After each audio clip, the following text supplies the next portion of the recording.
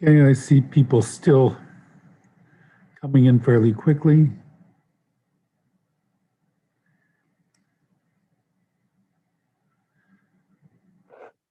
Why don't we begin? Welcome all to this session on Cudworth. And there will be 3 talks, roughly 40 minutes each, including discussion. The participants have asked that we have a discussion after each presentation. So if you can sort of limit yourself to maybe 20 minutes or so that we have 20 minutes for discussion. Marlon Rosamond is going to be first, and she's going to be speaking about Cudworth against thinking matter.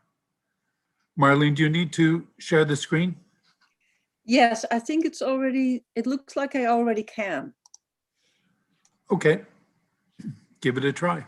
Yeah, okay. So first, I would say hello to everybody before sharing my screen. Thank you, everybody, for letting us do this session on Cudworth. Cudworth is one of my new friends in early modern. He's quite wonderful, super interesting, and really fun to read, I find. I feel a little bit sorry for Cudworth because there's all this interest in lesser known figures these days, but most of the interest goes to women and philosophers of color, and he's just a dead white European male. So I feel like he doesn't get as much attention, but I find he really pays off. So there's a little bit of a pitch for Cudworth. So let me share my screen now.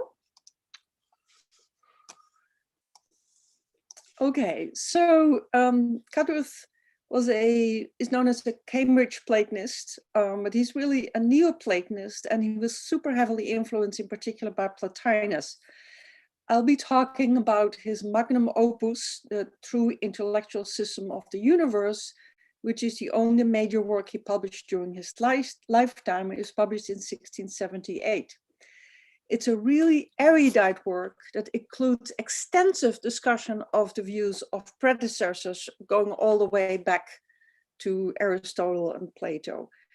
And his arguments for his own views are often phrased as a report about what his predecessors thought.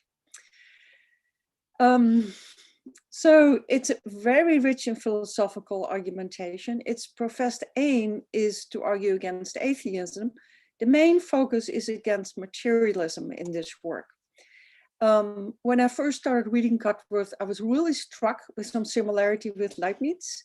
And Leibniz read the TIS more than once, which isn't to say he was influenced by it, as there were, Leibniz read a ton, and it could be that the commonalities are due to common influences. So I'm interested in how Cudworth argues against thinking matter. He offered what we now often call the Achilles Argument, and that's what got me into Cudworth in the first place, which is the argument that starts with the idea that matter is inherently composite, and then argues that mental states require a simple subject, so the mind must be simple, and so consequently the mind cannot be material. That argument I won't be talking about today. Instead, I'll talk about a different line of argument which relies very heavily on the ex nihilo principle, the principle that nothing can come from nothing. Cudworth uses this principle to argue for a mechanistic conception of matter and against forms and qualities, which is a kind of position, of course, familiar with from many early modern mechanists. And he attributes this line of argument to what he calls ancient physiologists. He writes that they used the ex nihilo principle to defend atomism, as he calls it, which for him is really a term for a mechanistic conception of matter. And atomism, he writes, gets rid of all forms and qualities of bodies as entities really distinct from the matter and substance and resolves all into mechanism and fancies. So this includes also talking about secondary qualities, and on one hand, mechanisms in bodies, and on the other hand, sensations in the subject. He calls this the atomical conception of body. He attributes it to Descartes, who no doubt would have rolled over in his grave. But the issues that he's sliding over, namely Descartes' rejection of empty space and the rejection of indivisible bodies, will play no role in today's talk. Furthermore, Cudworth relies on the ex nihilo principle to motivate a Cartesian conception of substance on which all the states, properties, what have you, of a substance are modifications of its nature, what I like to call the mode nature view. Cudworth draws on Descartes here clearly, but he brings Descartes ideas from Descartes to the forefront in a way that Descartes himself did not. So one thing I find really interesting is explicit motivation of the view that all the states of a substance are mere modifications of that substance. So the note of mode clearly has its background in Descartes, and Descartes is explicit that modes presuppose their substances and their principal attributes, which constitute their natures. So the modes of body can only be understood as belonging to an extended thing, and the modes of mind require, presuppose a thinking thing, and you find that in Principles 1, Article 53.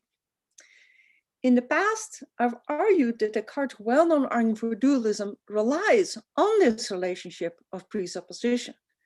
And the most important idea there is this: because we can conceive of thought without body and extension, which we do in meditation too, when we clearly and distinctly conceive, we understand that we think and exist, but we doubt our bodies.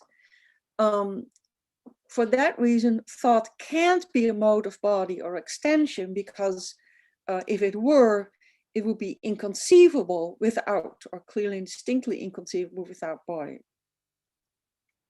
Now, this notion of presupposition does not explicitly rule out the possibility that modes could be something over and above what Leibniz later called a mere limitation of an attribute.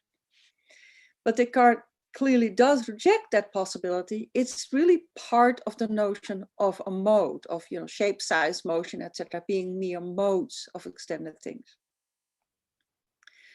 And in the argumentation at issue for us today, Cudworth relies more explicitly on the idea that modes are nothing over and above the things or the natures of the things they belong to, as Leibniz also did later.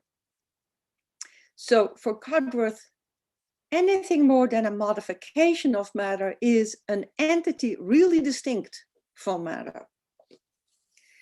So then Cudworth explicitly motivates the mode nature view in terms of the ex nihilo principle. He argues against there being entities other than modifications of matter, and for a mechanical conception of matter in terms of how to understand change. So he argues there's a problem with the coming to be and ceasing to be of such entities, such real beings, real entities. It would violate the ex nihilo principle, because if there were such entities, that is, real beings that somehow belong to matter, then you get the following.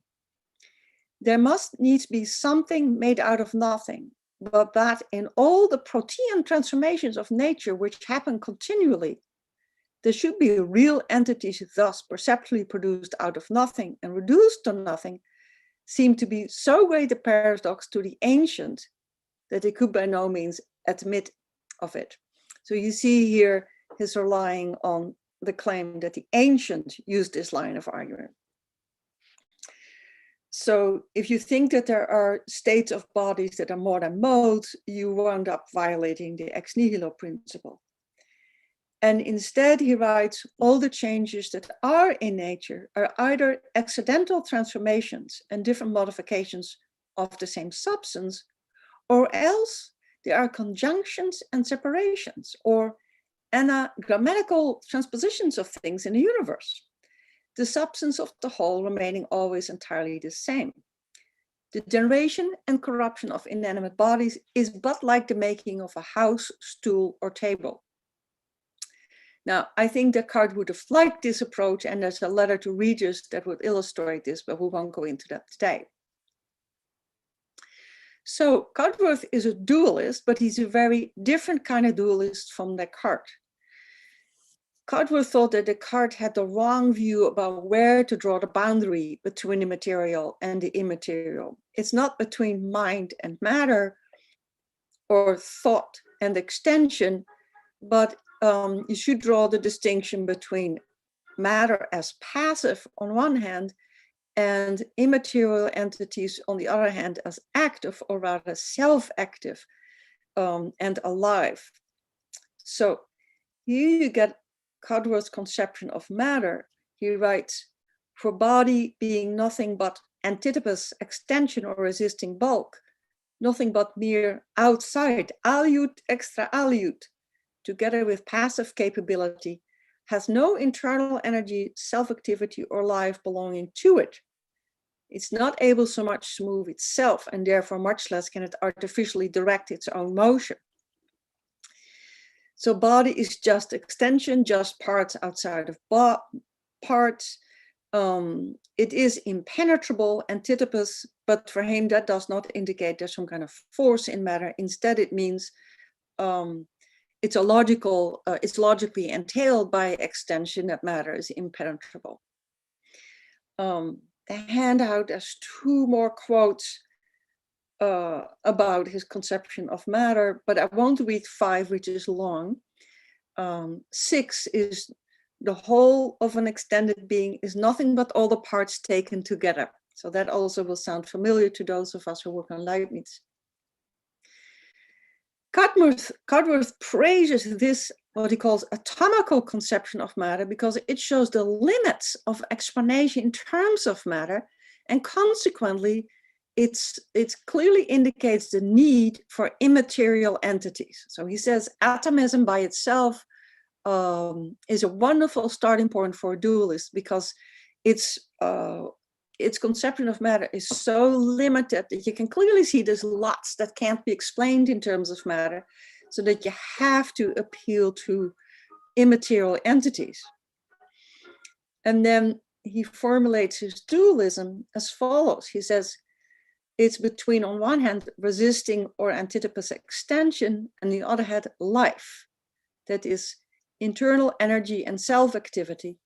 And again, that life or internal self-activity is to be subdivided into such as either act with express consciousness or synesthesis, or such as is without it. So active immaterial beings can be divided into beings that are conscious and beings that aren't conscious. Rosie.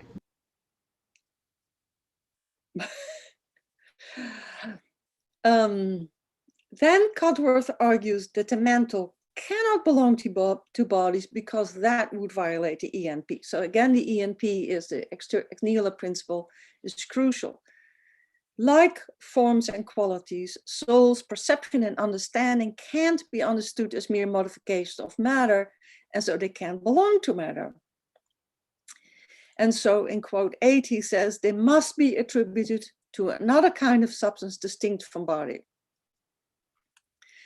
Materialistic atomists are inconsistent, he writes, because on the one hand, they rely on the ex nihilo principle to defend their conception of matter and to reject qualities and forms. But then, if they become out and out materialists, they violate the ENP because they, he writes, produce life, sense, and understanding, unquestionable realities, that is, real things really distinct from matter, out of mere magnitudes, figures, sights, and motions. That is, indeed, out of nothing. And he writes, and now the materialist atomists argue contrariwise for the souls of men and animals in this matter, because they are plainly real entities distinct from the substance of matter and its modifications, and men and brutes are not mere machines, etc., etc. And and they would violate the ex nihilo principle. Okay. Another target of Cudworth's is hylozoism, which is the view which proposes a vitalist conception of matter. And it proposes that the mental, as found in animals and humans, can emerge from vitalist matter. But it can't, again, Cudworth argues, this amounts to bringing something out of nothing. For the hylozoist, all matter has life and understanding. It's a little bit odd to use the phrase understanding here, I have to say. Though not animalish and conscious, but natural only. They conceiving that from the modification thereof alone by organization, so you have low grade forms of life, all other animalish life, not only the sensitive in brutes, but also the rational in man, was derived. But the hylozoists do violate the EMP when they try to bring, as he writes, all conscious and reflexive life or animality out of a supposed senseless, stupid, and unconscious life of nature in matter. So again, the ex nihilo principle is crucial. I give all these lengthy quotes in part because I want you to get a sense of the language, which I find really delightful. So then you might ask, what about animal and human mentality makes it impossible that it emerged from lower levels of activity? Now, here, Cudworth cites a hierarchical view about these items, which you find later in Locke, and which also, of course, you can find in Descartes in the third meditation in particular. So he writes here, conscious reason and understanding being a far higher degree of life and perfection than that dull plastic nature, which does only do but not know, can never possible emerge out of it. So one thing that struck me also is that he uses the term emerge here, which of course later became a term, a philosophical term that was used widely to talk about these issues. And he writes, neither can the duplication of corporeal organs be ever able to advance that simple and stupid life of nature into redoubled consciousness or self-perception, nor any triplication or indeed multiplication of them improve the same into re-understanding. So somehow you see the book is a little bit rough in terms of the editing. For instance, sometimes something really got wrong with the page number. Here, it looked like he started to say reason, but switched to understanding and didn't get fixed. So Cudworth argues that something higher cannot result from or be produced by something lower, because that would violate the EMP. And this version of the EMP is connected to what in Descartes often referred to as his causal principle. The cause must contain at least as much reality as the effect. So the objection here is not that on the view at hand there's no cause at all, rather the cause is insufficient to explain the effect. And as a result, some aspect or part of the effect comes from nothing, which is another version of the EMP. And one thing that's really cool about Cudworth is he gives you quite a detailed discussion of different versions or uses of the EMP in the True Intellectual Sixth System around page 739, which is a reference that I owe to Stuart Duncan. So in sum, Cudworth argues against thinking matter by arguing that thinking can't belong to matter because it can't be understood as a modification of matter. And he also argues that animal and human thought can't emerge from lower levels of life. And these arguments involve various appeals to or versions of the EMP. Cudworth relies on a mechanistic, atomical conception of matter where all its features are modifications of it. And one thing that I find really striking is he motivates that view, the atomical view, as well as the mode nature view, by appeal to the ex nihilo principle. Anything that is more than a mode of matter is really distinct from matter, but that means that changes in it involve something coming from nothing or vice versa. And either of these are unacceptable.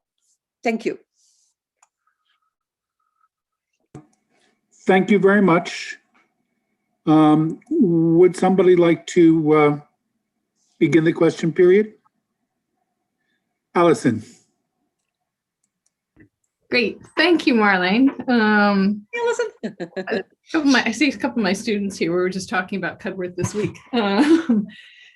So first, it's interesting to see how much the EMP is doing work, which makes me think of Shepard. Shout out to Antonia, because she, of course, uses that argument all the time.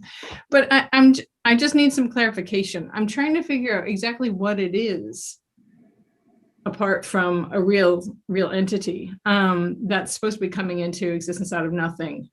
That's because that argument could work for life in Cudworth, but you're wanting to use this to say there's something about mind. So is it life? Is it consciousness? Is it some other feature of thought? And then whatever it is, there's going to be an assumption that that thing doesn't come in degrees, right? That's present or not. So I'm just wondering what that detail looks like. Yeah, so his view clearly is that life also can't emerge from matter. Like, so I don't think he explicitly addresses this. The arguments that I found are all about the mental. So either that the mental can't emerge from modifications of matter, or that it can't emerge from holozoic matter. But clearly he would say the same thing for life as such. Matter is purely passive. And so he would say that any type of activity would be something more than a modification of matter. You get that more explicitly in Leibniz, actually. So, and in Leibniz, the idea is explicit that you can't get something active out of something passive, as it were. So any modification of matter is going to be passive. And whereas I haven't seen Cudworth say that explicitly, I think he would completely agree with that. So that's not explicit in him, but I think he would endorse that. So what about life? So that's about life and anything that falls under life as such, any activity and any mental state. Mental is also, mentality is active, so that covers that. So he doesn't say what about animal and human mentality is superior to what you find in the lower forms of life. One thing that's true about animals and humans is that both have consciousness. So that's why that passage about consciousness is relevant. And maybe I'll screen share again because I love that passage, but it's also just, let me see, here. Yeah, here it is. So he clearly thinks of, so consciousness is, as it is for Descartes and others in a period, consciousness of something in the subject. So that's why he speaks about redoubled consciousness or triplication or multiplication. There's some kind of reflexivity involved in consciousness, and you can't get that out of matter. That's one thing that he says there. So here, clearly, consciousness you can't get that out of lower forms of life, and that makes it higher. That's the clearest thing I found in him about this issue. Yeah. Great. Bill Eaton has a finger on this. Bill?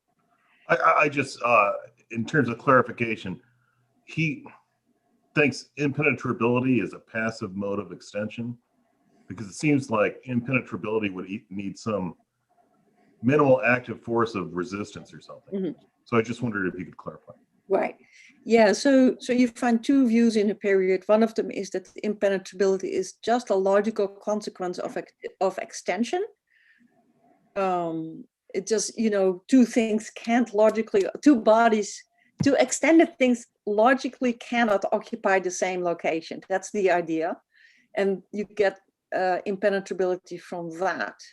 But that's not a force.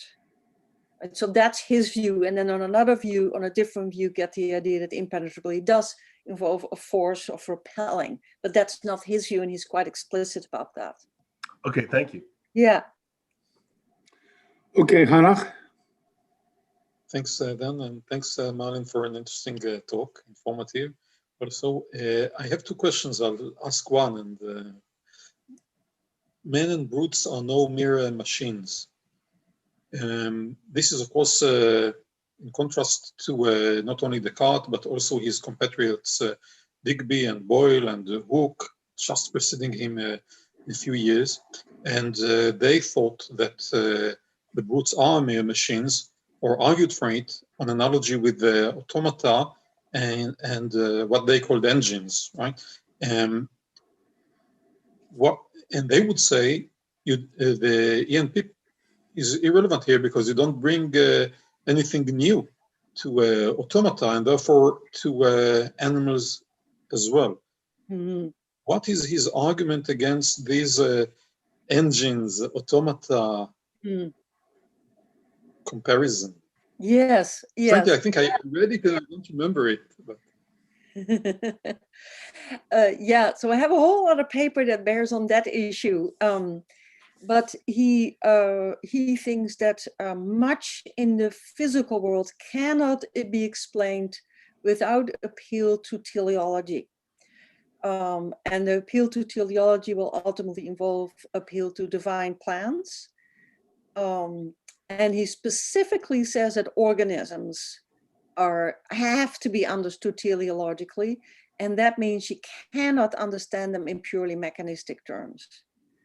And then he of not just the behavioral aspects, or like the teleology in the physiology, in the generation of the body, or something like that, because this we find in Stahl just a little later. It might be related.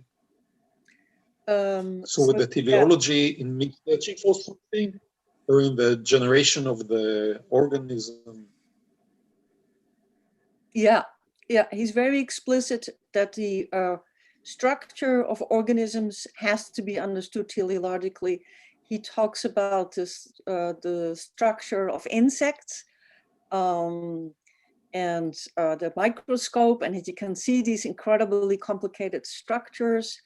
And he's very explicit that the structure of organisms and the generation of their bodies requires teleology, and you can't get teleology out of mechanism.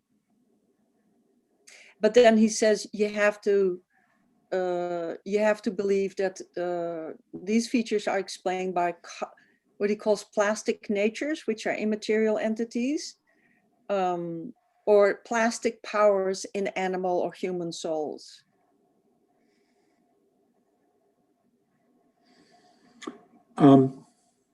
Thanks. You finished, Hannah? I can go on, but there are others. We should. Dennis has a brief comment. Dennis actually has a brief comment. Should That this you was said before about impenetrability. sure? It appears that Cudworth is following Henry Moore on this issue. So Henry Moore defines body as a substance discernible and impenetrable. So it follows some definition of a body. So he doesn't explain in terms of forces. So Cudworth seems to be going along with that. Yeah. Locke has it right in there as a primary quality, but it always seemed like cheating to me. He's following Moore as well, I think. Mm-hmm. So there's an interesting question between Cudworth and Moore about who follows who, because they were very good friends. Yeah, Dan and I have talked about this before. And while Cudworth's book was published after Moore had published various works, it's very hard, because they talk to each other all the time, you don't know who's following who. In this case, though, I think you can find that account of impenetrability in the letters with Descartes, I think before Cudworth comes in. Vincenzo, did you want to? Just to follow up on this, that is more, of course, has a very solid conception of space. And that the difference seems to be that you must add something to extension in order to have matter, that is to say, antipathy. But you are saying that rather Cudworth would like to say that extension itself contains already antipathy in some way, because extension cannot penetrate other extension by nature, that is, without the addition of any other property. Is there a difference there? Yes, there is, because so Moore also thought that immaterial substances are extended, but not impenetrable, right? So you might say, has two notions of extension, one for bodies and one for immaterial beings. And Cudworth does not think that spirits are immaterial beings are extended. There's one passage in the TIS where he's very diplomatic about it. He says he'll let the incorporealists figure it out amongst themselves whether spirits are extended, but elsewhere there are other texts where he makes very clear he doesn't think that spirits are extended. It sounds like he thinks that spirits are, whole in the whole, whole in the part, the view that Moore thought was incoherent. But Cudworth argues that it's not incoherent, that it's only incoherent for bodies, not for immaterial beings. So there's a real difference there. Okay, just one comment on Bill. Impenetrability is a force in Leibniz. It is one of the two passive forces. Well, thank you so much. That's really interesting. But Leibniz, his whole conception of space is so different that it's hard to. It's not really the same thing. It's almost like multiple perspectives or something. Nope. But thank you. Ville Paukanen, question? Yeah, thanks. This is really just a question to clarify a bit the principle that from nothing comes, and whether that principle in Cudworth's case is somehow identical or derived from, or perhaps the basis of deriving something more substantial or more broader principle, like a principle of sufficient reason, which seems to be a principle about explanation. And if so, what does Cudworth say about it? I'm ignorant about that subject. And if not, what's the sort of exact role of the ex nihilo nihil fit principle? Is that a explanatory principle, or is it rather that we do have something like a ontological distinction between spirits and bodies, and this principle just happens to apply to that distinction? Or does the principle itself somehow explain this distinction? I'm sorry, I wasn't very clear on the end, but what I was trying to get at is whether there is sort of more to the story of what it is to explain in Cudworth than just applying the principle that from nothing comes. Yeah, so one question you have is about the relationship to the principle of sufficient reason, and I don't know yet. So Stuart Duncan recently pointed out this passage in the TIS about the ex nihilo principle to me, and quite noticeably, Cudworth uses the phrase sufficient cause. And of course, in Descartes, there are complicated issues about the relationship between the PSR and the ex nihilo principle. And I haven't had a chance yet at all to figure out how that goes in Cudworth. I think I'd have to look at his argument for God's existence also in other texts. It's possible that one of the other speakers knows more about that because it occurs in other contexts. Yeah. So that I can say that much about the, I can express my ignorance about how exactly that works. Okay, Antonia Lolordo.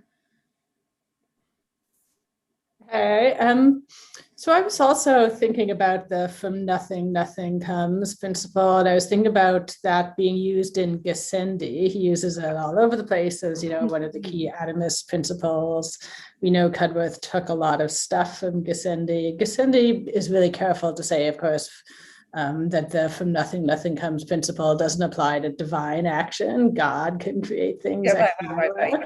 Yeah, so, and I'm assuming that Cudworth would make the same move too. But then I'm wondering, well, if Cudworth could make the same move too, then why can't Cudworth have something like Lockean superaddition? Is there anything like an argument against that? I know this is, he would have to think of superaddition before Locke had thought of it, but is there something in the system that would rule that out? Yeah, I take it that his whole argument, so he would think that superaddition violates the mode nature view, and he motivates the mode nature view in terms of the ex nihilo principle. So if you'd have Lockean superaddition, where God superadds thinking to matter, then you'd wind up having things going in and out of existence all over the place. That's the view. And Locke, so I've looked at Locke and how he feels about that mode nature view, and he thinks you can't rely on it because you just don't know enough. It's a typical Lockean line that we can't rely on the idea of the connection between modes and the nature of a substance to rule out superaddition. And I'm not exactly sure why he thinks that. Whether it's just because we don't know enough about thinking and the nature of matter, or whether there's more to it. But I think that's where the disagreement lies. Okay. So is the mode nature view, is this something like this is a necessary truth that governs divine action? Is this supposed to be like a conceptual truth, or? So it's clearly a necessary truth. Yeah, of course, Cudworth allows for creation ex nihilo. And he doesn't go, so Leibniz goes much farther in discussion of these issues. So Leibniz says superaddition is terrible because it requires God to perform miracles all the time, because thinking can't belong naturally to material substances. So then God has to be involved all the time, and Leibniz doesn't think that such a profusion of miracles is a good thing. I haven't seen Cudworth pursue the issue that far. Yeah. Hannah has one more question, but it's got to be short. Is that okay? Sure. Activity, passivity of matter. A body moving with a constant speed, is it active, passive? From Beckmann, the cartoon, it's passivity, nothing happens to it. For Aristotle, this wasn't the natural motion of matter. So how would Cudworth classify that? And if it's not activity, if two such bodies collide, do they need the interference of plastic nature for something to come out of it? Or how does it justify that? I stop here. I hope that's short. Mm-hmm. Yeah, so for him, plastic nature's supplement mechanism, but I just haven't seen him sort out how exactly that works. So he says that bodies cannot initiate change, but they can transmit motion. That's what they can do, and you find that in Moore also. But about inertia, I haven't ever seen him address that. Yeah, I think there's a lot of loose ends there, and I doubt he ever answers these questions because he's not primarily a natural philosopher. All this stuff about plastic natures and the limits of mechanism comes in the context of arguing against materialism. And there are limits to how worked out it is. That's my sense of it at this point. I think we should thank Marlene Thank you all. and move on to our second talk this afternoon. And Corias on Cudworth, on the soul of animals and their afterlife. Thank you very much. I like to share a handout in the chat. So I'll drop it off. Just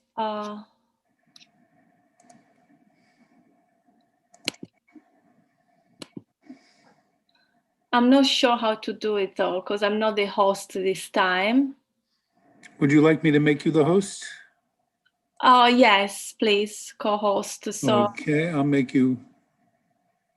Actually, I can't do that because I think the host today is Claudia. Claudia. I think it should be, I think as long as you copy your link and you put it in the chat, that should be okay. I can also make you co-host, but The it has PDF? no, Okay. it has no impact. Just copy your link, open the chat, and paste it.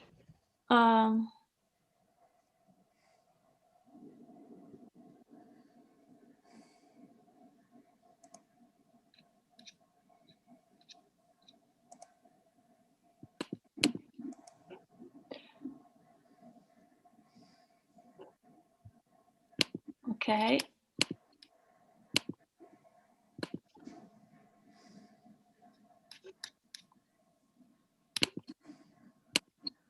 Do you see the chat?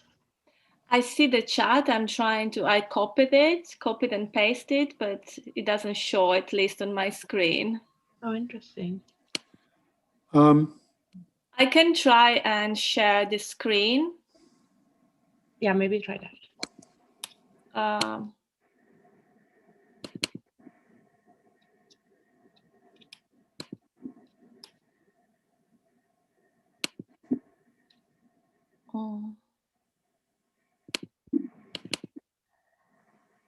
Can you see it now? Yes. Okay. I'll have 6 quotations. Some of them are long, but I'm a bit worried because Marlene said Cudworth as a writing style that is delightful, but most people, including my students, don't agree. He has long sentences, difficult words, and if I read the quotations out loud to you with my Italian accent, probably you won't understand anything. So I prefer you to have them in front of you. So I will be reading my paper and then pointing out the quotation as I encounter them. Just wanted to say that this is very much work in progress research. I'm teaching a course on Cudworth this semester, and so I became interested in his ideas of his view on the souls of animals about 2 months ago.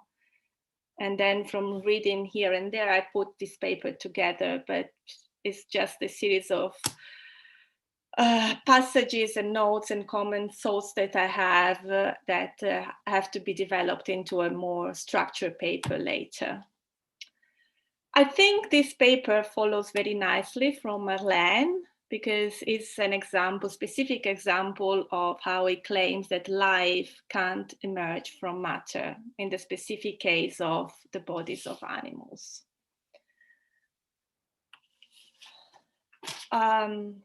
So one of the most notorious implications of Descartes' dualism, at least as it was received by his contemporaries, was his unfairness to animals. For despite being the affectionate owner of a dog called Monsieur Gras, Mr. Scratch, that accompanied him in his long morning walks, Descartes described animals as complex and highly efficient machines, soulless automata whose behaviors did differ much from that of a watch. Hence, the wagging of a dog's tail at the sight of his master, angry baboons screaming at each other, bottlenose dolphins playing with humans, all this would simply be functions of beautifully engineered machines. Today, we know that Descartes wouldn't fully subscribe to this view, and scholars feel uneasy with the traditional interpretation of Descartes' animals as unfeeling machines. In fact, unlike his so-called disciples, Descartes never expressed his view unambiguously. And in reply to one of his sternest critics, he claimed that to animals he had denied consciousness, not life or sense. The critic in question was the Cambridge Platonist Henry More, who corresponded with Descartes on various subjects and was one of Descartes' greatest admirers. More, who had been the first to introduce and teach Cartesianism in England, described Descartes as a transcendent genius and even kept a portrait of Descartes in his bedroom. However, when he came to the view that animals are mere automata, More didn't spare Descartes his harsh criticism for having transformed animals into marble statues and machines, as he says in a letter dated 11 December 1648.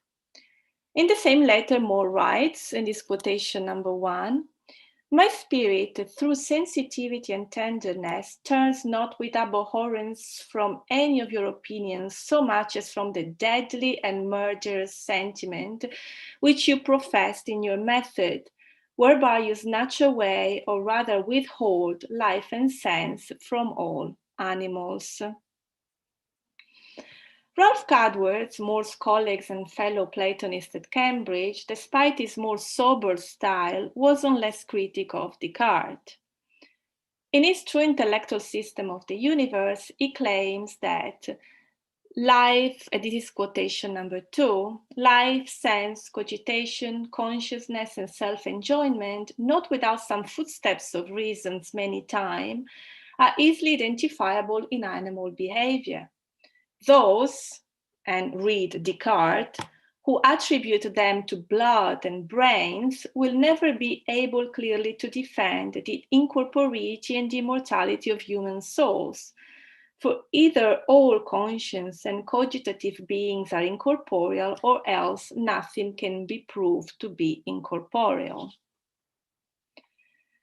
Cudworth's claim can be understood only in the context of his polemic against materialism and his view that all functions of life, not only the sensory, but also the organic activities of the living being down to the roots of bodily life, such as nutrition, digestion, generation, sanguification, and so on, are performed by the soul. Essential physiological functions were executed, Cudworth believed, by what he called plastic nature, that Marlene mentioned, an unsentient and unconscious, yet immaterial and self-active power, which he identified with the lowest level of operation of the soul. Cudworth's point was, if the soul is responsible even for that unsentient, silent, and concealed life which we share with plants, how can some, again read Descartes, believe that the life of animals, which shows clear evidence of sensory experience, can be explained in terms of a perfect yet soulless mechanism?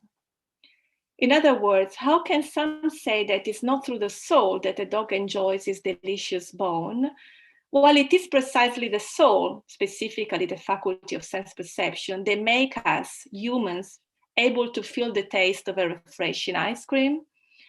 If matter is able of sensation, might not human beings too be purely material? If Descartes was willing to describe the dog's enjoyment of his bone in purely mechanical terms, why shouldn't he have described our enjoyment of the ice cream in the same terms? In other words, to Cudworth, the boundaries Descartes established between soulless and ensouled life appeared quite arbitrary, for either all mental activities are ascribable to an immaterial soul or none. Cudworth didn't believe, of course, that animals and humans have the same epistemological reach. In fact, in his treatise concerning eternal and immutable morality, the difference between animal and human souls become pretty straightforward. Quotation number 3. Let a brute and a man at the same time be made spectators of one and the same artificial statue, picture or landscape. He writes, Both the brute and the man, he says, will receive the sensory data coming from the external object by local motion. The brute's perception will be even brighter and more intense than that of the man, its eye being every jot as good as a glass of mirror, and perhaps endued with a more perspicacious sense of power of passive perception than that of a man. However, while the man will be able to perceive immaterial qualities such as beauty and symmetry, the brute's sensory experience will stop at the enjoyment of the material qualities of the object. Likewise, let us imagine a dog and a man hearing the same musical airs. While the dog will only be sensible of noise and sounds, the man will perceive the harmony, that is, the combination of the pitches of those sounds, which the brute can't grasp. This last example, I think, is a bit harsh on the dog, especially as scientific research has now proven that classical music has a relaxing effect on most dogs, and heavy metal music is more likely to make them more restless and aggressive. However, Cudworth's point is clear. Animal souls are capable of sense perception, but incapable of conceptualization. That is, they cannot emancipate their cognition from the here and now of the visual and auditory experience. Because of its neighborhood to reason and intellect, the sensitive part of the human soul is able to recognize the material forms impressed into material objects, to grasp the simple in the complex, the higher in the lower. Hence, humans can put together the information individually received by the 5 external senses and translate them into concepts. Sensible souls in animals, by contrast, have no neighborhood or sharing with reason and intellect. Hence, they are incapable of abstraction from the corporeality of the object of knowledge. Their cognition is fragmentary and unable to rise to the level of immaterial forms. Yet, for Cudworth, this disconnected and object-dependent cognition is still life, psychic life, that is a life that is imparted and organized by the soul, the sensitive soul. In other words, the sensitive soul which we share with animals, and even the vegetative soul which we share with animals and plants, for Cudworth are no less of a soul than the rational soul, which is characteristic of humans only. In fact, from its Plotinian perspective, rational, sensitive, vegetative don't even refer to different souls, but rather to different levels of operation and, of course, epistemological perfection of the same soul. Hence, it's clear that for him, while it would have been fair to refer to animals as reasonless beings, the view that they are senseless and lifeless was unjustly discriminatory and philosophically repulsive. However, in the claim that sensitive souls have the same degree of substantiality of rational souls lurk the possibility that, just like rational souls, animal sensitive souls might be immortal, which was utterly contrary to Christian theology.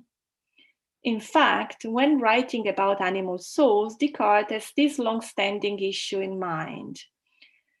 He claimed that by proving that human beings are radically different from animals in that they have a soul which doesn't reside in the body, it naturally follows that the soul and the body go different ways, so to speak. The soul won't perish with the body, hence it's immortal. Cudworth, we have seen, claimed that animal sensitive souls are souls to the same degree as rational soul. As he puts it, they are substantial souls, that is, they are neither generable or corruptible. He says, quotation number 4, "It's strange that any man should persuade themselves that that which rules and commands in the bodies of animals, moving them up and down and has a sense or perception in it, should not be as substantial as that stupid and senseless matter that is ruled by it. But If sensitive souls are full-fledged souls, neither generable or corruptible, might they not be immortal too? Was Cudworth trying to have his cake and eat it? In the true intellectual system of the universe, he acknowledged that the issue of the afterlife of sensitive soul is a thorny one that is not easily extricable by us, cannot free all the consequences thereof from some inconvenience or absurdity. But however difficult the issue might have been, unlike Descartes, Cudworth was readier to take up the challenge than to subscribe to what he regarded as philosophical abomination, that is, the claim that sense proceeds from matter. Such a claim, in his view, reverted the natural order of things, in which the higher and immaterial precedes the lower and material.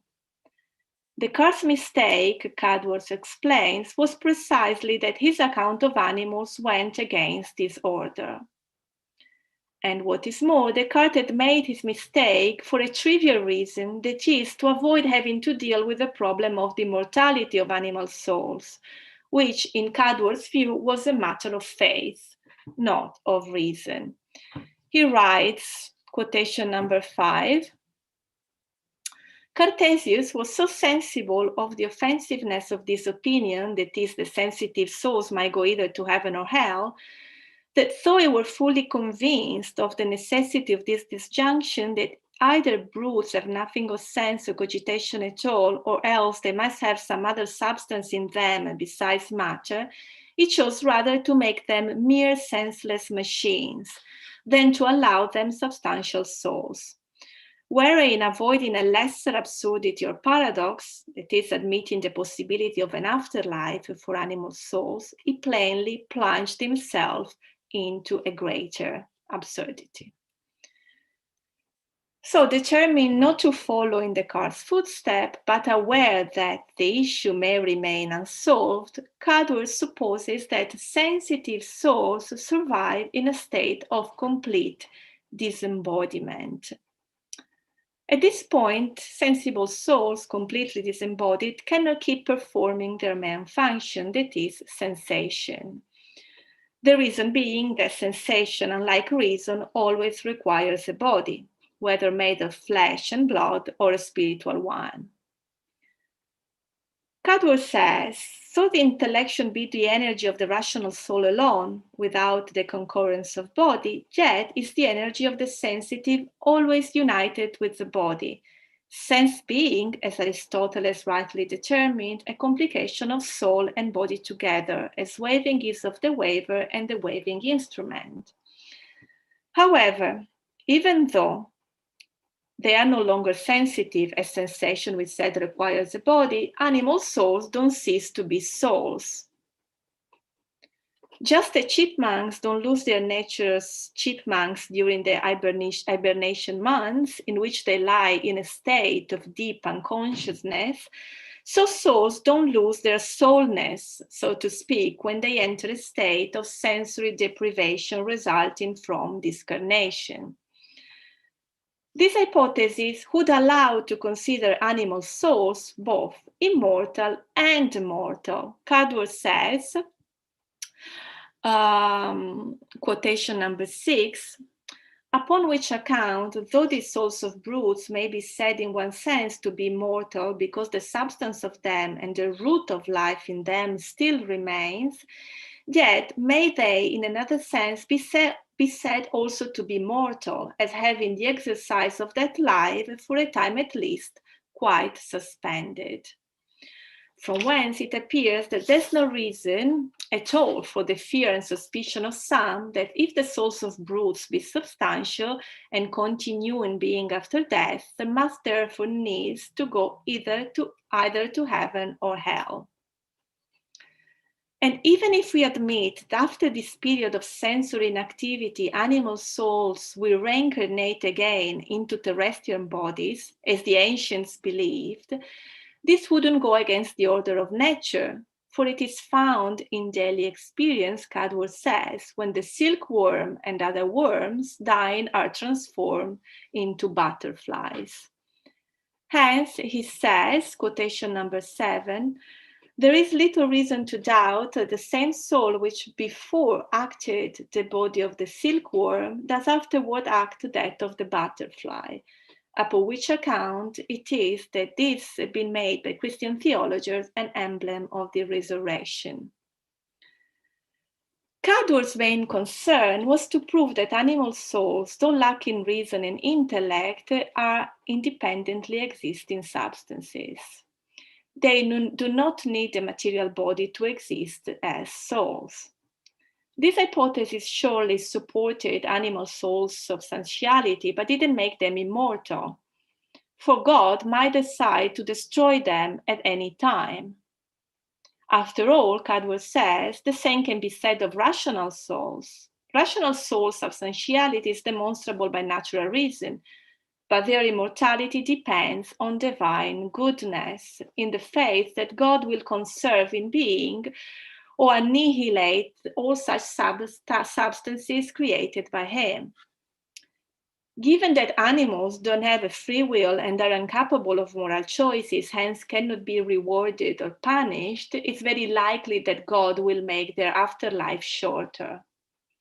However, on this matter, Cudworth seems to be willing to withhold his judgment.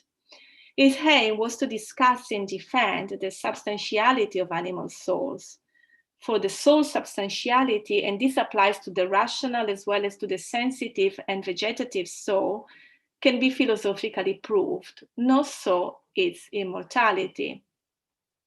Against those who fear that the possibility of animals having a soul will make them immortal, he was keen to prove that substantiality doesn't necessarily imply immortality. The soul, he explains, is substantial, that is neither generable nor corruptible, but only creatable and destroyable by the deity. He says, quotation number 8, last one, but now, to say the truth, there's no absolute necessity for these souls of brutes, because substantial should therefore have a permanent subsistence after death to all eternity. Because though it be true that no substance once created by God will of itself ever vanish into nothing, yet it is true also that whatsoever was created by God out of nothing may possibly by him be annihilated and reduced to nothing again. Hence, to make animals soulless machines just to avoid the controversial issue of the nature of their afterlife was a worthless philosophical crime, which, in Cudworth's view, relied on the most hideous of all doctrines, that life and soul are not substantial things, but mere accidents of matter. Thank you. Adam clearly does not like this food anymore. Thank you very much. Discussion, questions?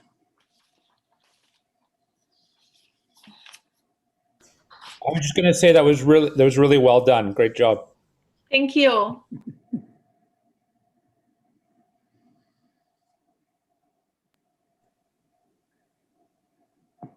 Can I ask a question? Was there a reaction from the Cartesians to this? What was the state of the animal machine hypothesis at the point that Cudworth was writing? Not that I know that he received any reaction. I'm not aware of. We don't have any correspondence like we have with Henry Moore, for example. So I'm not aware of anything, unfortunately.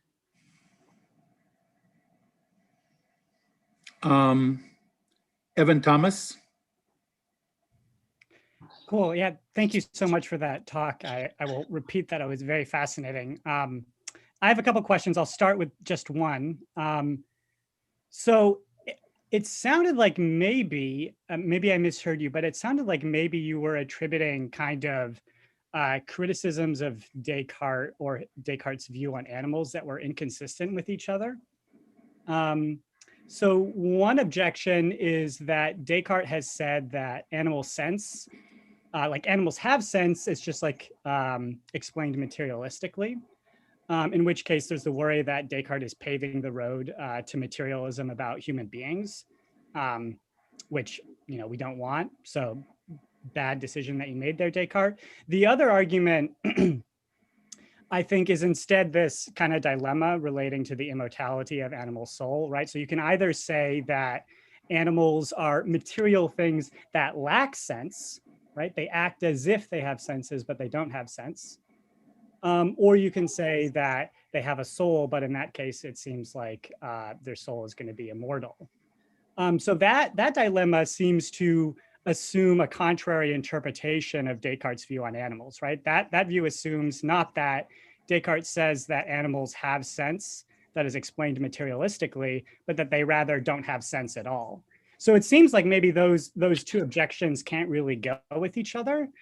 Although maybe you could say that the first objection is more so just that Descartes could be misinterpreted in ways that could lead to heresy, and it's more like a concern about how Descartes might be received than it is an objection to the content of the view itself. But yeah, those are my thoughts about the two objections, and I thought you might have some thoughts about that. Yes, thank you for the question. Actually, I tried to make clear at the beginning of the paper that this is the way, I'm speaking for Cudworth, the way Descartes was received by Cudworth, as it appears from these passages, and by Henry Moore in this famous letter. It appears that they interpreted Descartes as Descartes was saying that animals are automata which lack both life and sense, which we know today that this is not the case. And I said that even Descartes himself wrote back to Moore, actually I never said that animals lack life and sense. I only said that they lack consciousness. So Descartes was probably defending a position for sense in animals explained mechanically. So I think there was at the bottom a kind of misinterpretation of Descartes by part of these thinkers. And I think scholars today, as I said, feel uneasy to make Descartes say that animals lack life and sense. So, but we have to understand what the way Cudworth interpreted Descartes. So animals have, for Cudworth, have clear evidence of sense perception. It thought that Descartes denied that, or even if Descartes explained in mechanical terms, this was, for Cudworth, was, it couldn't admit that, because as Marlene said, no thinking or life can't emerge from matter. So it needs to be the soul, at least the sensitive of the vegetative soul, giving life, accounting for those behaviors. I'm not sure this answers your questions. Yeah, I mean, I think that answers my question. And the second point about the mortality, sorry, can you repeat that again? Because yeah, well, so my thought was that the argument that says, well, the criticism that kind of reads Descartes' argument for the view that animals are machines as resting on a kind of dilemma relating to animal immortality, right? So either animals have souls, in which case they will have sense and they are, immortal, or they don't have souls at all. But in that case, we have the unfortunate result that they're going to lack sense. That reasoning seems to presuppose a contrary interpretation of Descartes' view on animals compared to the first objection, which is that Descartes has said that animals have senses, but they are senses that are fully explained in material terms. I mean, maybe Cudworth is just saying no matter how you read Descartes, he's made an error some way. I mean, that was kind of what I was thinking in response to what you were saying, but. Well, the main error that identifies is that it gives that it explains life in mechanical terms. And if it does so, we can't think that the animal can survive because it's only matter. Right. So if you give a kind of life or a soul to the animal, then you might be ready to admit the possibility that that life and soul will survive being different from matter. And then to have to account for the possibility, for the different ways in which this soul can survive. It has to be different from the way the rational soul survives. Yes, that makes sense. Thank you. Okay, Hanoch? Thanks very much, and thanks for another very interesting talk. I have two reflections, and I'd like to hear your views on that, more than comments. First, the possibility of annihilation of the animal soul after a while, once God has had enough of it. This is actually related to what we find in the meditations in the preface, where Descartes says that he does not prove the immortality of the human soul, and he asked Mersenne to correct the title because he can prove that it is independent of the body, but God can annihilate it once it leaves the body. So it's very similar in character, but Descartes sees as a possibility. Cudworth sees as an actuality with respect to animal souls. No. I'll say the other point, and then you yes. take. The other thing is about the general immortality of the animal soul. In a sense, Descartes here is really traditional, because that's the Aristotelian view, which he glosses in a different way than the Aristotelian tradition by distinguishing between the mechanical soul, let's say, of animals, which is, because they are natural machines, and the mind. But he continues the Aristotelian tradition in his view here, while Cudworth, making the souls of animals immaterial and giving it some immortality as well, is more of the Platonic, in the Platonic tradition. So can we see here this split, the Neoplatonic primarily influences on Cudworth, making him more receptive to the idea that animal souls also survive death, and trying to account for it through his own metaphysics. That's Okay, as regard to the first point, as I said, Cudworth seems to be more willing to withhold his judgment. He's only proceeding through hypotheses. It doesn't say that God for sure will destroy sensitive souls, whether human or animals, at some point. It says this may happen. His point, he wants to prove that substantiality doesn't imply immortality. They are two different, unrelated concepts. So that's like Descartes. Yes. The human mind is immaterial, but perhaps it's not, faith teaches us that it is immortal and not reason. As regards the second point about the Platonic tradition, I didn't have time here to insert more quotation, but for example, it refers to Porphyry. Porphyry was, we all know that he was one of the followers of Plotinus, late ancient Platonist, explaining the afterlife of the soul and the different levels of operations of the soul. He has said that only the rational soul survives, that the sensitive and vegetative soul survive for a short period of time in their spiritual body, in the so-called vehicle of the soul, the spiritual body that the soul has within the flesh body and that carries with it in the universe, and this is destroyed before reaching the higher region of the universe. So Cudworth is referring to this late ancient Platonic tradition as a possibility, that, as they said, only the rational soul survive and the sensitive soul is destroyed at some point. As Porphyry said, not by God, but will simply be reabsorbed in the cosmos, in the soul of the world. Thanks very much. Yes, they have a different conception of substance. He is influenced by Descartes' conception, so this might play a role in the differences between him and Porphyry. I believe so, yes.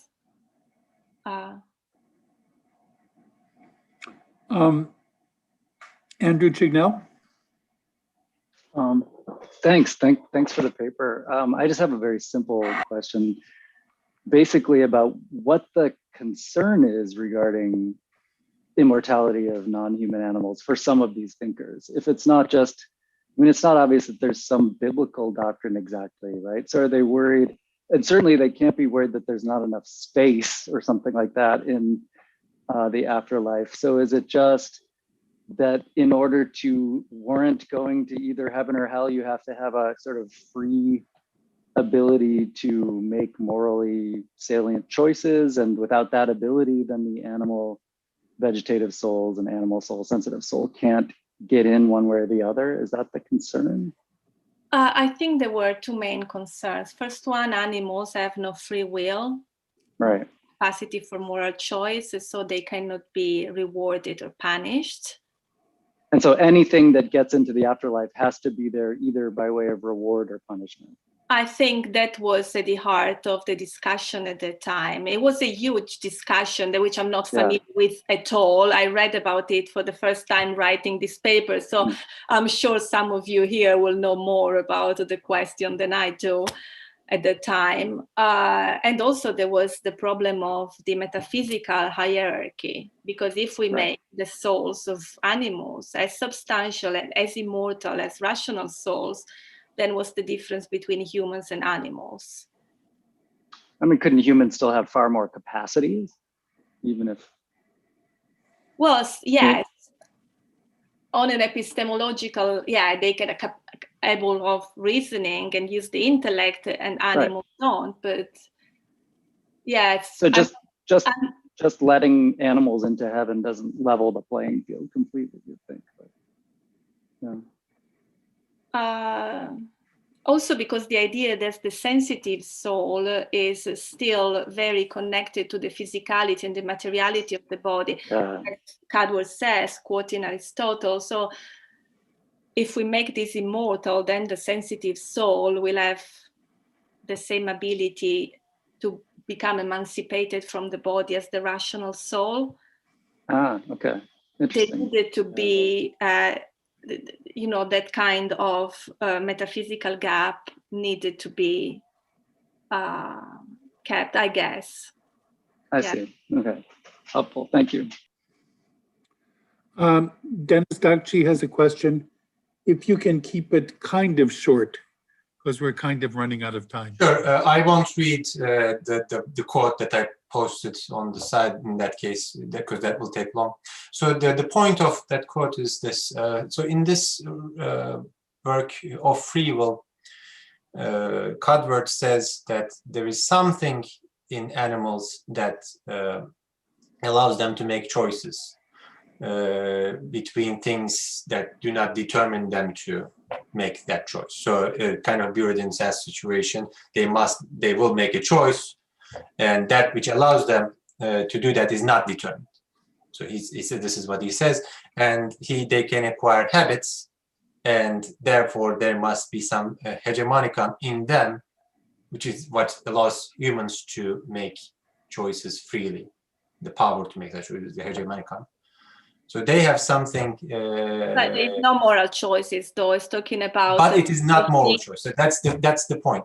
I think so. It's a piece of meat and drink. It's the hegemonicon, is the unity, the principle that gives unity to the soul, and as self-activity. But I think here, I read these passages actually. I didn't want to quote it because it would have been too long. But it's not talking about moral choices here. It's talking more about animal behavior, like psychological behavior. What I want, what I need. So he's attributing more to animals even further than going even further from Descartes than in this. So they're giving a sort of also in the analogous to the hegemonica in humans, in order that they can make such choices, but yet they don't have morality, they don't have the free will that's relevant to morality. Therefore, there is no issue of reward and punishment in the afterlife that comes along with that. So he says we don't know more about animals, so we'll skip now and then continue with the human case. So I think that's what really determines this, the question of afterlife here, is that since they are not capable of morality, even though they have the power of choice that is not determined, that they are not necessarily immortal, even though they have all these powers far beyond what Descartes would attribute to them. So the question is, the important thing is morality. Yes, and also can I say something about this, that also Cudworth believed that there is consciousness in sense perceptions in animals. And even if there was no consciousness, like in the vegetative soul, this is still life to the same degree as rational life. So this is the main point against Descartes. I'm not talking about the afterlife now. Okay. Yeah, as you talked about the ability to make choices here during their embodied existence. I'm also saying that Cudworth also believed they had a kind of consciousness, and still, even unconscious life, even plant, are life to the same degree, as substantial as the rational soul. So this was his main criticism of Descartes. Okay, thank you very, very much, Anna. Thank you. And now we're going to move on to the last presentation this afternoon. Matthew Leisinger on Cudworth's theory of the self. Matthew, do you need to share? No, I won't share my screen. I've just put a link to a handout in the chat. So hopefully that link works for everyone. I won't share my screen. I'll give you the freedom to navigate the handout as you wish. So my topic is Cudworth's theory of the self. Cudworth doesn't really say anything about the self, or almost anything about the self, in the true intellectual system of the universe, which is the work that we've been focusing mostly on. But in the preface to the true intellectual system, Cudworth explains that he originally intended for what he published as the system to be just the first of 3 parts. So in the second part, Cudworth planned to go on to talk about, or to argue for the objectivity of moral distinctions. And then in the third part, he would argue for the existence of free will. Now, Cudworth never published the second or third parts, but when he died, he left behind a large number of unpublished manuscripts. It seems that many of these were lost, but a few of them remain, including 5 so-called free will manuscripts that are held in the British Library. One of which was published in 1838 as a treatise of free will, and that's the text that we just saw a quotation out of a moment ago. But that's actually just one of 5 free will manuscripts. So Cudworth's main goal in the free will manuscript is to argue for the existence of free will, but it turns out that Cudworth thinks that the reason why previous philosophers have been unable to give an adequate account of free will is because they've been hindered by some mistaken presuppositions about psychology. And in particular, Cudworth is worried about the distinction between understanding and will. He thinks that once you posit a sharp distinction between the faculties of understanding and will, the problem of free will becomes insoluble.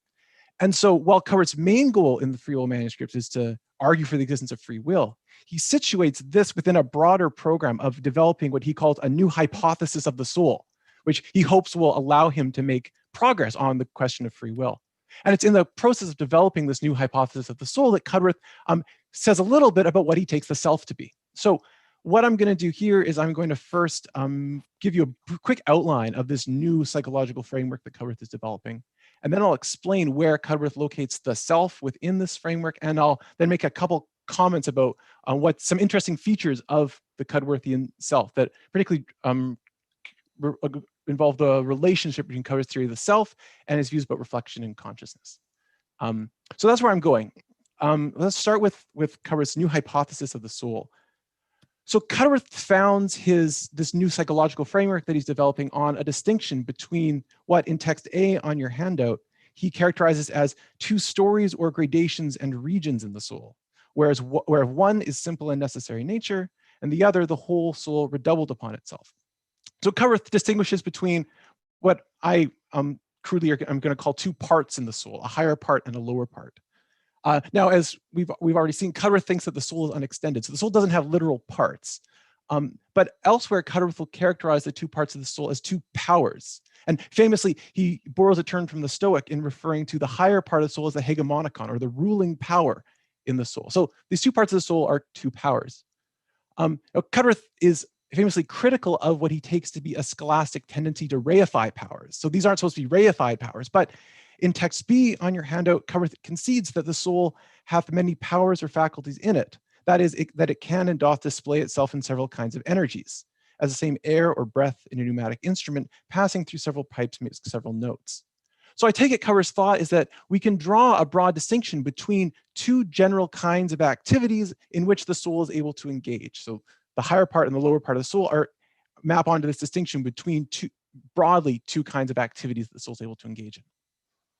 Now, as you read on in Cudworth's discussion, Cudworth will go on to attribute a number of more specific subpowers and corresponding activities to each of these two parts of the soul. And in the handout, I've given you a little diagram here of how that division ends up breaking down. I'm not going to go through this list just for the sake of time, but that'll give you a rough idea of sort of what belongs where.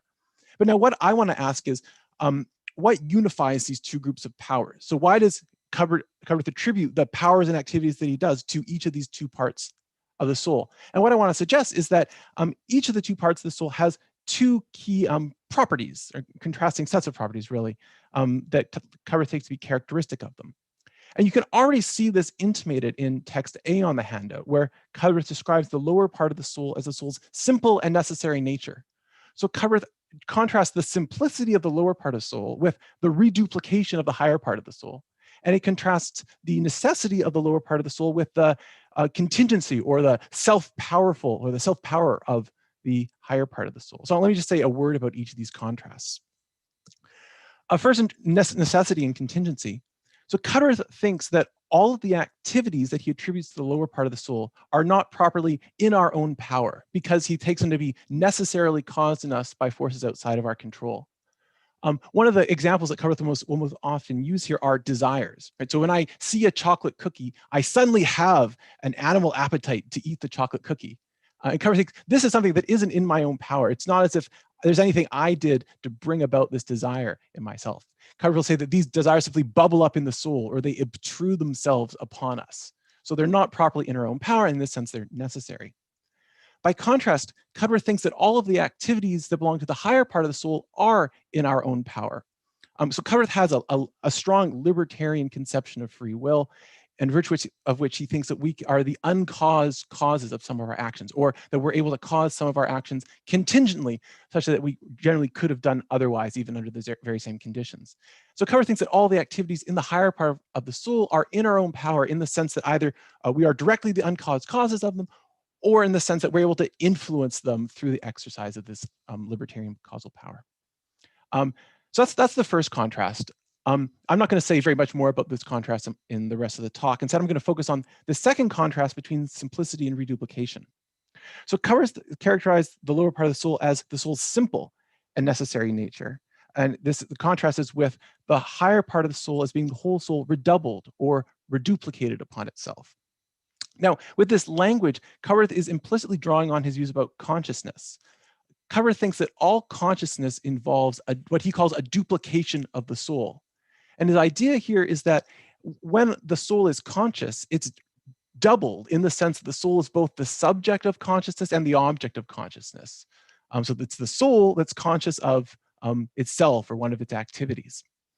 Now, Cudworth actually distinguishes two different kinds of consciousness. He thinks that there's a kind of consciousness or a kind of duplication that's involved in all thought, or to use his preferred term, all cogitation. But Cudworth distinguishes this lower kind of consciousness from what he'll call a higher kind of consciousness that the soul achieves through its reduplication upon itself as a whole. So when Cudworth characterizes the lower part of the soul as simple, what he means is that while there are many activities in the lower part of the soul that involve that lower kind of consciousness, he thinks that none of the activities in the lower part of the soul involve the reduplication of the soul upon itself as a whole. By contrast, Cudworth thinks all of the activities in the higher part of the soul do involve this higher kind of reduplication. So an example will help to bring out the sort of thing that Cudworth has in mind here.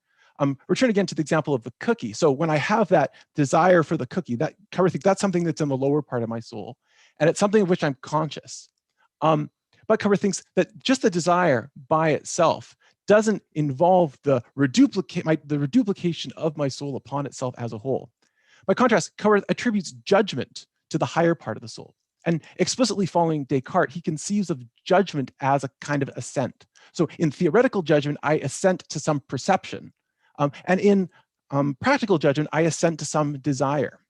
So what happens, Cudworth thinks, is that I find this desire within my soul, within the lower part of my soul. And then the higher part of my soul, as it were, reflects on what's going on in the lower part of the soul. It sees that desire there, and then it has to make some judgment about whether to act on that desire.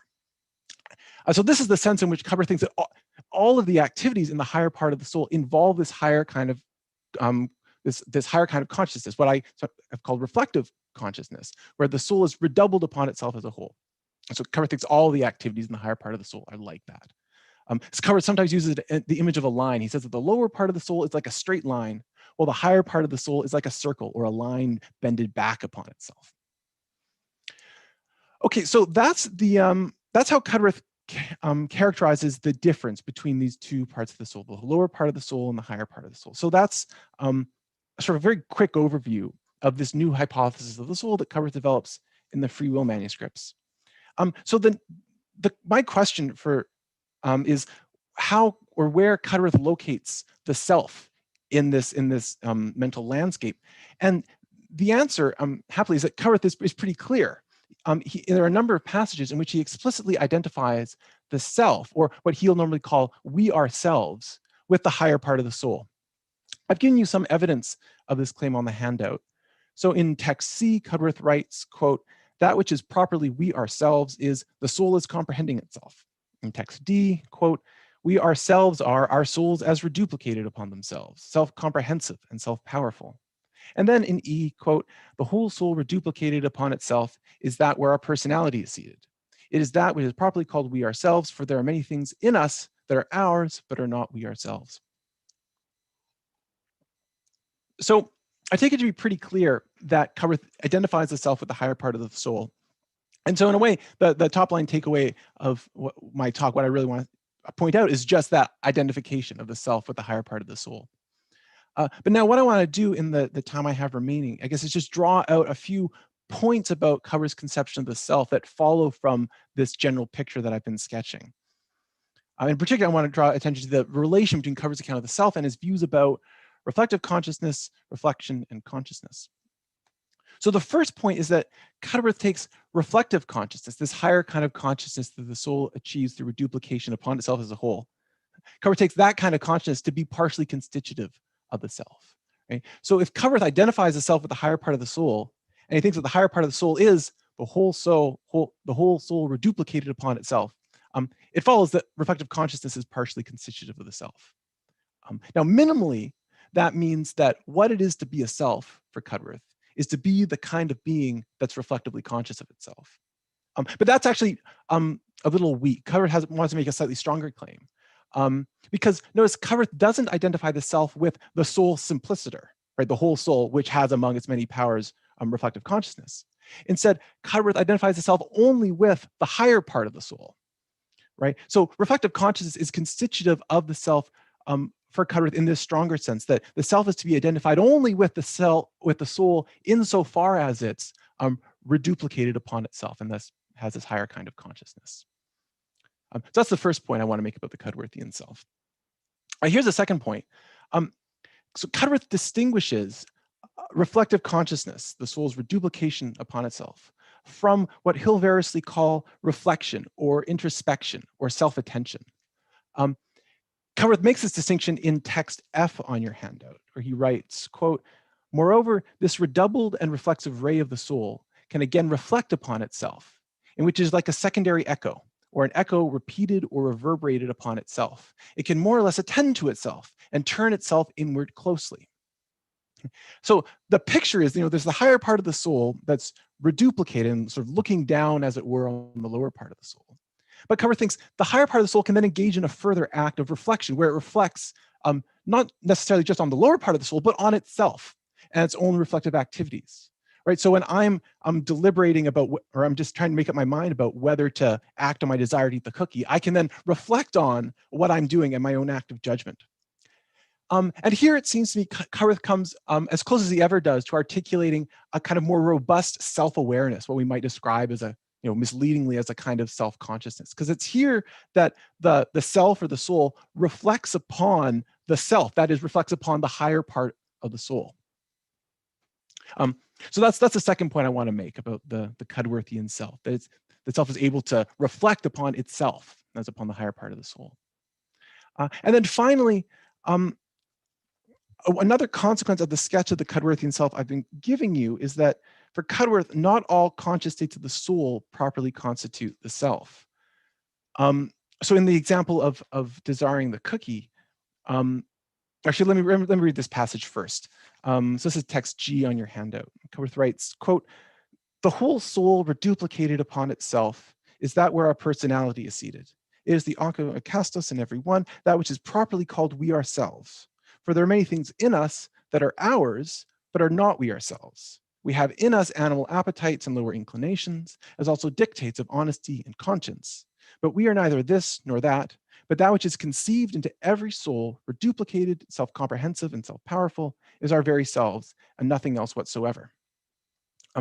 So Cudworth thinks that when I, returning now to the example of the cookie, right? When I am aware of this desire for the cookie in the lower part of my soul, this is something that I have or something that I discover within myself, but that doesn't properly belong to or constitute myself. Instead, when I pass judgment about whether or not to act on that desire, Cudworth thinks that judgment does properly belong to or constitute myself. But the desire by itself, that isn't strictly speaking a part of myself. So that's a third point I want to make about the Cudworthian self. Now I have a few minutes left, so let me just conclude with a more general reflection about the character of the Cudworthian self that I think emerges from this picture. So part of the reason why I first became interested in Cudworth and his views about the self is the ways in which Cudworth seems to make some claims that are similar to claims that Locke makes about the self. Right, so Locke, of course, famously distinguishes the self or the person from the substance to which the self or person is in some way related. And Locke understands the self or person as constituted in some way by consciousness. Right? And it seems like Cudworth wants to make these same claims, right? The self isn't identical with the soul, but only with the higher part of the soul. So there's a conceptual distinction between self and soul, and the self is constituted in some way by consciousness. And so when I first started reading these texts, I was interested in this apparent similarity between Cudworth and Locke. What I found, though, sort of thinking about Cudworth's view in more detail, is that it's just interesting the ways in which Cudworth's view differs from Locke's view. I mean, one obvious difference is that Cudworth doesn't ever give anything like an account of personal identity as distinct from identity of the soul. He seems to assume that identity of the self or person is just going to track with identity of the immaterial soul. But another difference concerns the ways in which Cudworth draws the boundaries of the self. So in Locke, when Locke offers his famous account of person in Essay 227, Locke says that consciousness seems to be inseparable from or essential to thought. And Locke says that Locke takes consciousness to be constitutive of the self. And so from this, it seems to follow that any thought or perception of which I'm conscious is therefore a part of myself or part of my person. So to return again to the example of the cookie, it seems to follow from Locke's view, right? When I'm conscious of my desire for the cookie, it just follows straightforwardly that this desire is a part of myself or my person. It's a constituent of myself. But as we've seen, Cudworth rejects this thought. Cudworth thinks that actually, no, strictly speaking, that desire isn't properly a part of myself. It's just something I find within my soul, but it's not really me. Cudworth wants to narrow the self so that the self, properly speaking, only includes these activities and powers of the higher part of the soul that involve this higher kind of consciousness, and also that over which I have a kind of control that I don't have over those desires that I simply find welling up within me. So part of what I find interesting about Cudworth's view is the way in which he employs some similar conceptual resources that we also find in Locke, but he puts them to a very different use to come up with a very, I think, an importantly different way of thinking about what the self is. Thanks.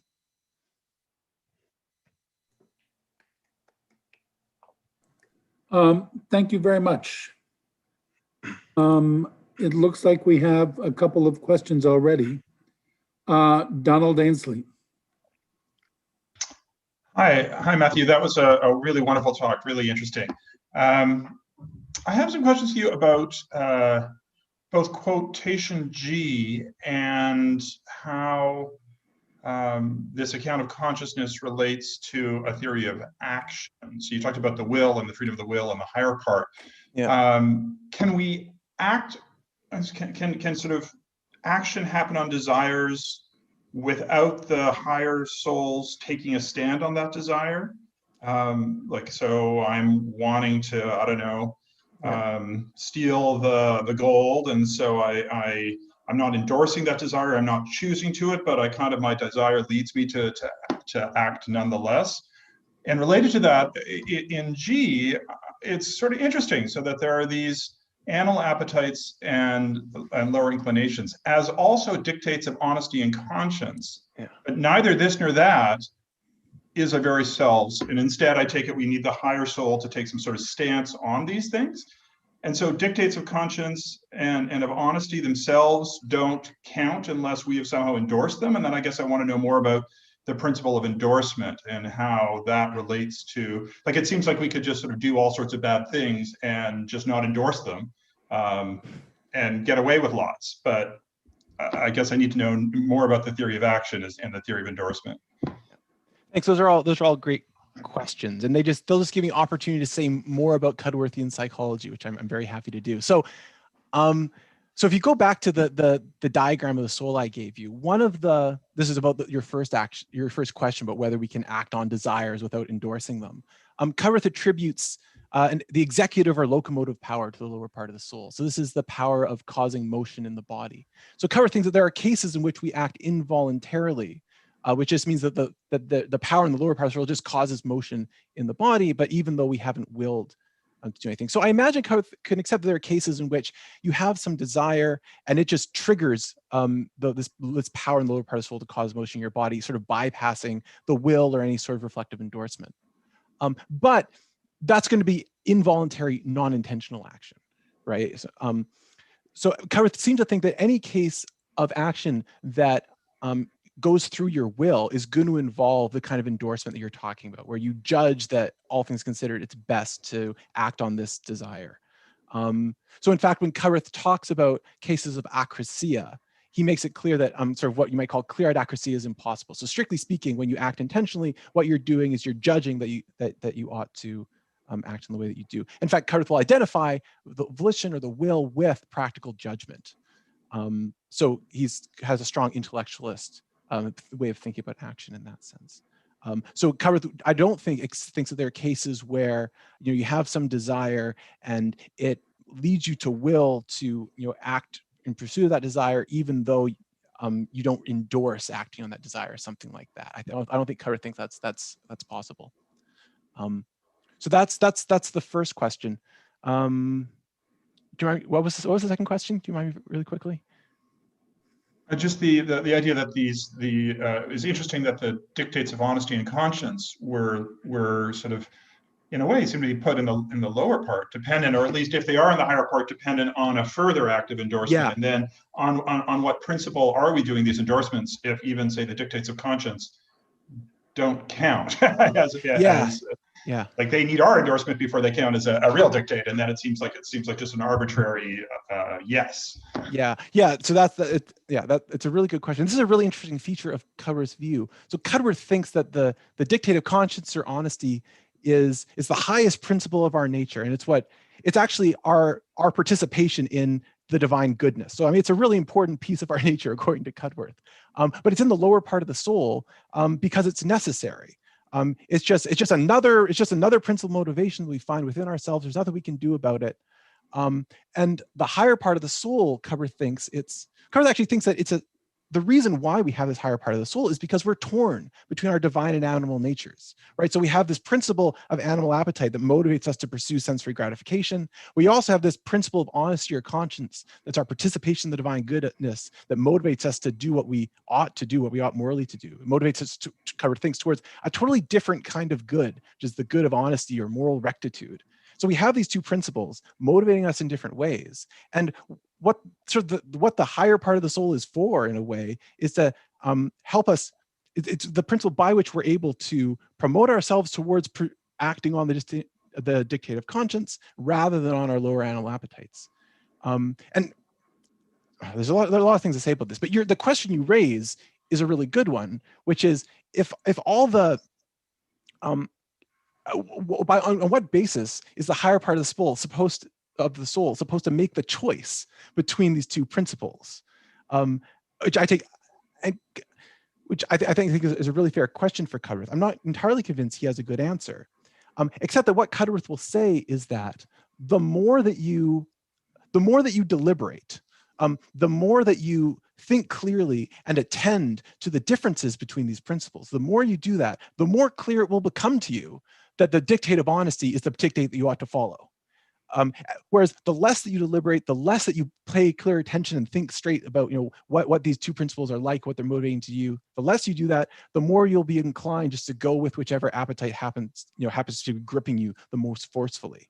So Cudworth doesn't have another standard by which we're supposed to adjudicate the conflict between different principles. He just thinks the more you deliberate, the more it'll become clear to you that the dictate of honesty, he says that it carries a sort of authority with it, such that when you attend to it, it's clear to you that that's what you ought to follow. Okay, Alberto Luis Lopez.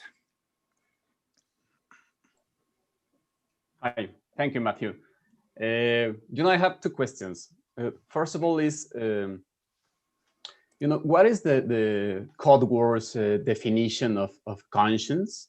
I mean, as far as I know, when Cudworth used the term or the noun consciousness, he recurs to the Neoplatonic tradition, and particularly to Plotinus.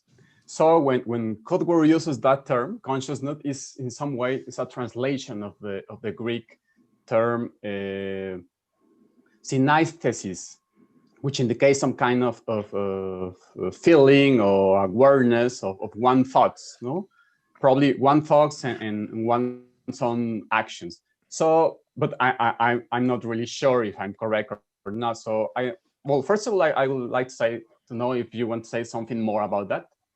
And second is, in the construction of the self, in Cudworth, of course, what is the role of language? I was thinking in a triad, so language, thought, and consciousness. So particularly language, I don't know if he says something more, or again, what is the role of language? So this is my two questions. Yeah, so those are both really good questions. In terms of where the talk of consciousness is coming from, you're right that in a way the most direct place is coming from is from Plotinus. And so I think I'll just agree with you on that. And I'm no expert on sort of the ancient sources of Cudworth, so I don't want to get myself in trouble by saying too much about it. Except that I think it'd be wrong to think that Cudworth is just sort of drawing on what he takes to be this ancient tradition, because when Cudworth is criticizing Cudworth's views in the digression concerning plastic natures in the system, he takes Descartes and the Cartesians as thinking that consciousness is essential to thought. So he thinks that when he's talking about consciousness, he's talking about an idea that is shared between Plotinus and the ancient sources he's drawing upon, and also the Cartesians, who he's more immediately in discussion with. So Cudworth takes himself to, I think, to be unifying sort of these different traditions are conducted even in different languages, and saying, here's the core idea of consciousness, and here's what I take it to be. Yeah, so that's what I want to say about the first question.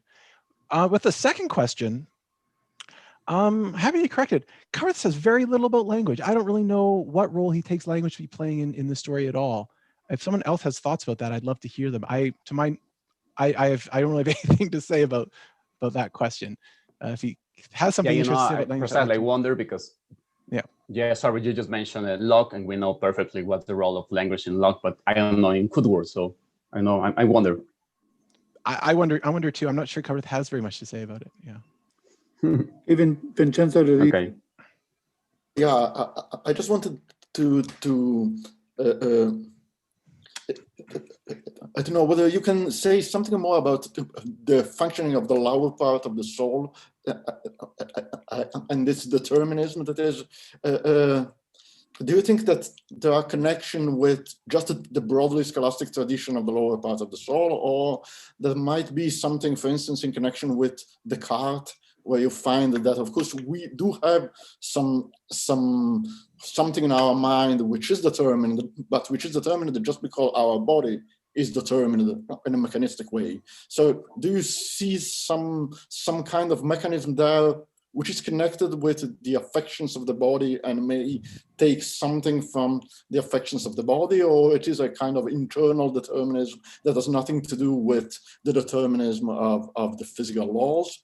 There are some psychological laws determining the lower faculties, or I mean, how is the situation here?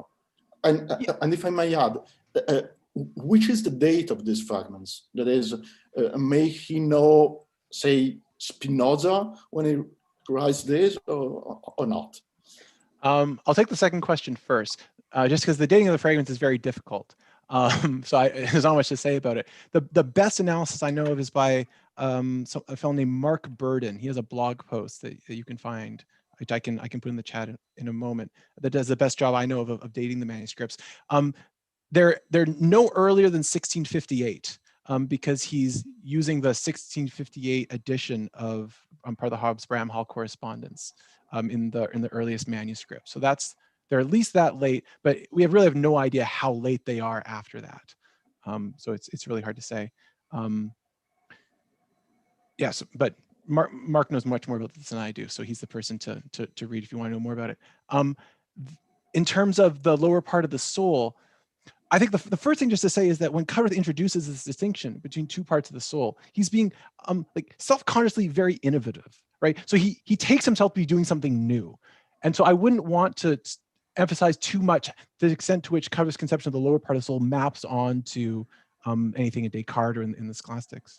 It is definitely true that part of the necessity of the lower part of the soul has to do with with the way in which it's related to the body. So Cudworth thinks, for example, that sensory perceptions are perceptions that the soul has through its sympathy with the body. And because they're perceptions the soul has through sympathy with the body, he thinks that they're, in a sense, less active than the perceptions that the soul has, entirely by itself, not through sympathy with the body. And so Cudworth seems to think, at least in the treatise concerning eternal and immutable morality, that's part of the reason why the lower part of the soul is, it's at least those like its sensory perceptions are they're somehow more passive. But the trouble, of course, is that Cudworth also attributes the understanding to the lower part of the soul, right? And that's something that doesn't involve the body in any way. So clearly there's something more going on regarding the mechanism than just the interaction with the body, because Cudworth thinks that understanding or intellection is something that doesn't involve the body at all. And yet it's still, Cudworth thinks, necessary. So I guess the next question then is exactly where the necessity comes from, what the account is. And I suppose that's just going to depend, that'll probably vary from power to power, right? The explanation of why the understanding acts necessarily will presumably be different from the explanation of why it is that the dictate of honesty or various vital principles are necessary. I'm not entirely sure whether Cudworth has a unified account. Well, thank you. Okay, we have 2 questions left in 5 minutes, so perhaps you could be a little bit quick. Ville Paukanen and then Natalia Stroke. So thanks, Matthew. I'll try to be brief. I think what I'm puzzled by, and I wrote this on a chat, is that many of the quotes, or all of the quotes that you had from Cudworth, and the way you seem to be reading them, can be read in 2 ways. Either as an identity claim that self is this turning to itself, that this act of turning to itself, this act of reflection, really is the soul or constitutes the soul. Or a more modest claim that whatever is a self and has this capacity or power or ability to turn to itself. And I think that the first reading is much more exciting somehow, but I'm not sure whether I can understand that reading, whether it really is conceptually coherent or whether it presupposes the self already, which does the turning to itself and which also is the object of turning to itself. So which one do you think it is, or something completely different? I want to say the more interesting thing, if only because it's more interesting. But this is a good thing to press me on because I'm not entirely sure what the truth is. I have at various times thought the stronger claim, which is that the self is the soul insofar as it's reduplicated upon itself. But now, when the way I'm understanding that metaphysically in the talk was that the soul has various different powers, so it's able to engage in different activities, and some of those activities essentially evolve the soul's reduplication upon itself. And so what the self is the soul considered insofar as it's able to engage in those kind of activities. Now, I'm not entirely sure which of your two options that commits me to.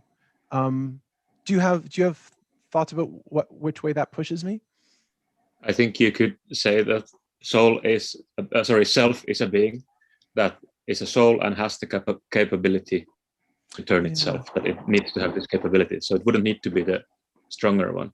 But the idea that I might have, but very briefly, is that how about the idea of being able to recognize some states as your states? Because that would also kind of maybe fit the criteria of being in a right reflective relation to yourself. What do you think Cudworth would say to that?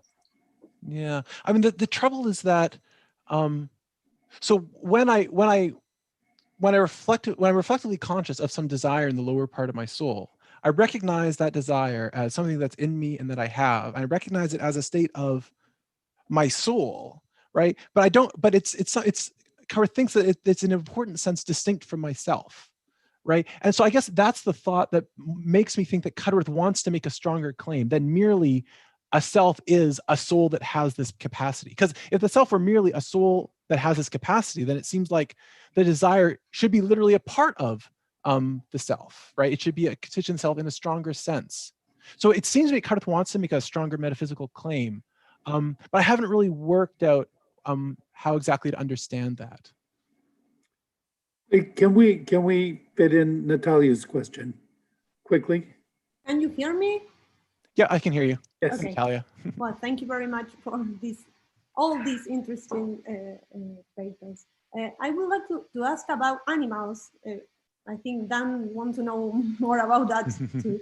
And where do you place animals? You have these two powers of the soul, and animals are only in the lower part, or have something of the higher part?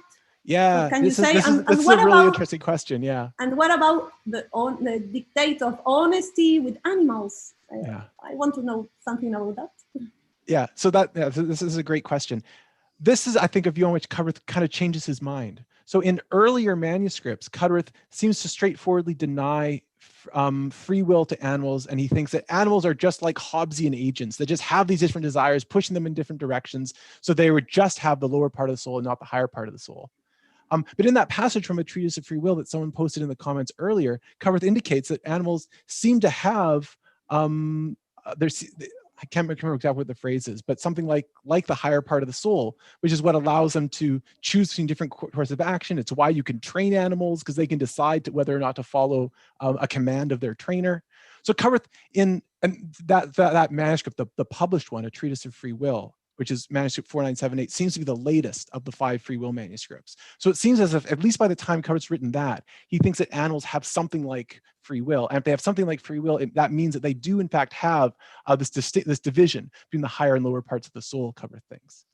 But Cudworth is very clear that whatever we make of animal free will, animals don't have the dictate of honesty.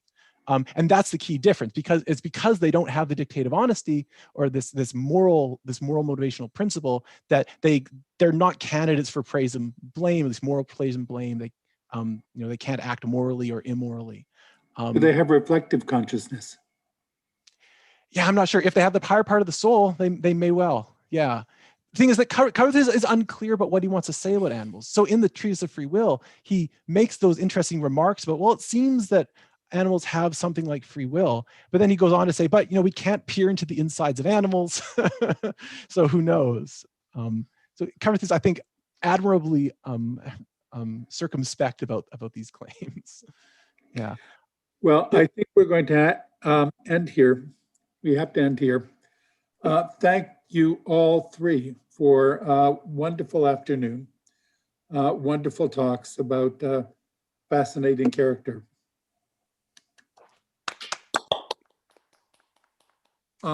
Next week, we're getting together to talk about Descartes and Cartesianism, and we hope to see you all here.